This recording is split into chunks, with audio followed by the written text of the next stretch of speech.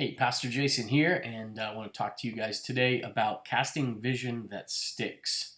I think we all are familiar with Andy Stanley and how genius he is when it comes to leadership. And recently watched um, a video on him where he talked about casting vision, and I think he even wrote a book. I think that is the same as the title, Casting Vision That Sticks, or something like that. The first thing that he talked about, and I thought it was awesome, he gave this analogy about being clear and what clarity really means when it comes to leadership and casting vision. And he talked about the presidential campaign slogans. He asked the crowd, about remembering, who ran on what. And he saw that the clearest slogan won the day. President Obama ran on the slogan of change, and President Trump ran on the slogan of "Make America Great Again." Both of these slogans we still remember till this day. Everyone else who ran on campaign slogans that were too hard to remember, or they changed them all the time. So you never had the ability to really remember them. And clarity is something that we all can stick to.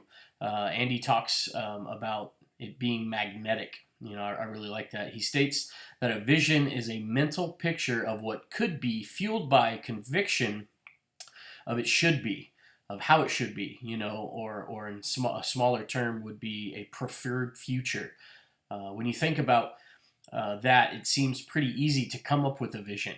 Just think about something that you would prefer the future to be, from now. There's so many, horrible things going on in our country and in our world today that it's easy to think of a future, that would be bright and better.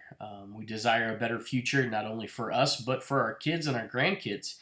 So being clear in your vision statement will result in having an influence in the lives of those who you're leading. So Andy gave us a few things to think about when it comes to casting a good vision. First is to state it simply. You want people to remember it and you want it to stick with them. It's like those annoying jingles that get stuck in your head. It's my money and I want it now. I hated that one. Make it something that is memorable. Yeah, and that still is stuck in my head. Man, I can't even remember when that one came out.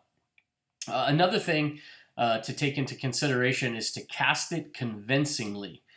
In doing this, we answer a few questions. Why do we exist? What is the solution? Why? And why now? Answering the questions of why do we exist points out the problem that we are trying to solve. Here at my church, we want to create a Jesus culture. That's our vision. Because the old dying church culture, it's not changing anyone's life. The solution is that we want a better future, right?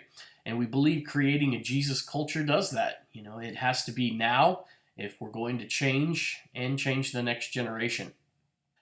Also, with this vision comes great responsibility to get it out there.